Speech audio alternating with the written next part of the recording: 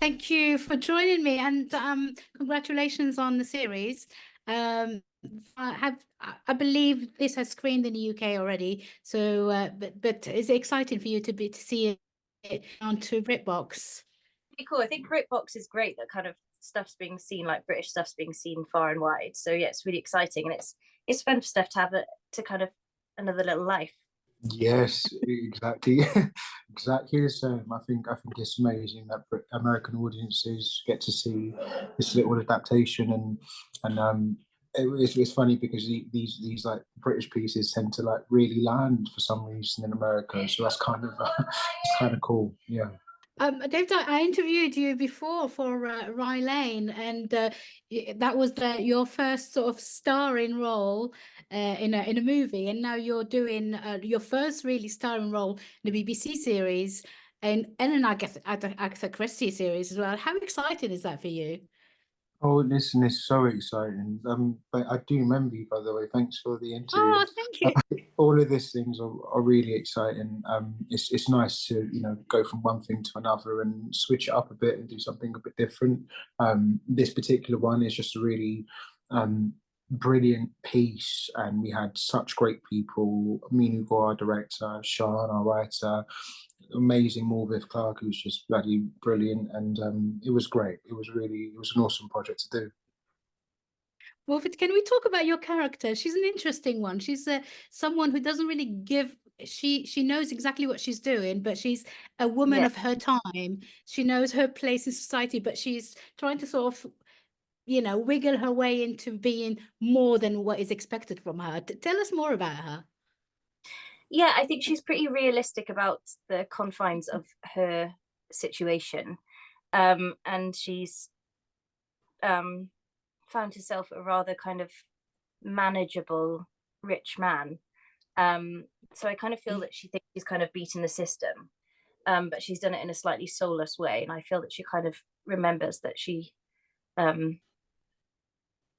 that she has feelings, whether she wants to feel them or not, throughout the show. So that was quite fun to kind of work through. And she's very competent and kind of have a lot of respect for her, but she's also quite superior and needs to kind of take a look at herself, which Fitzwilliam makes her do.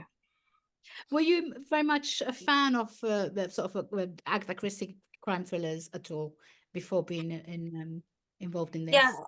I always enjoyed watching them at Christmas and kind of listened to quite a few Marples and stuff. And I just find she's just quite brutal about people. Like she sees us all in kind of a bit hopeless and silly, and I find the way she writes is kind of endearing towards people and also kind of embarrassing towards people.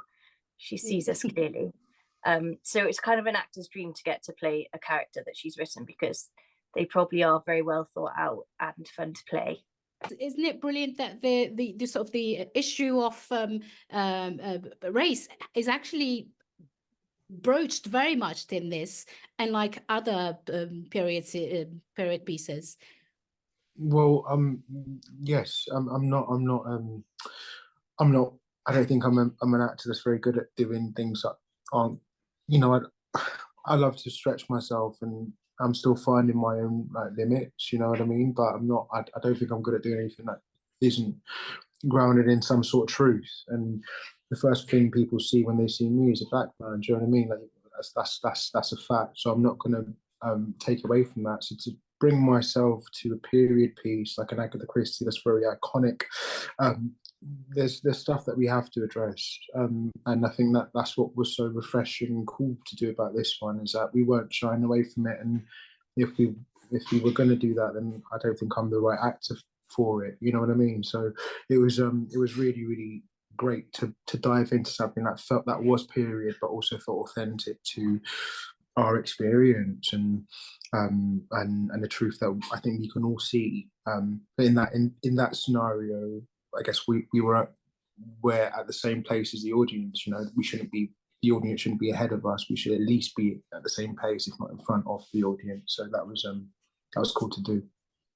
Morfydd, how important for you was it to be like in something like this for the BBC? Because, you know, like the BBC gets like enormous amount of views, and how important for you was it to make your way into sort of more mainstream stuff? Yeah, I grew up watching the BBC, kind of grew up on CBeebies, and then kind of, yeah, just it was really exciting to kind of be on a screen that I knew my grandparents would be watching, because St. Maud isn't necessarily family friendly.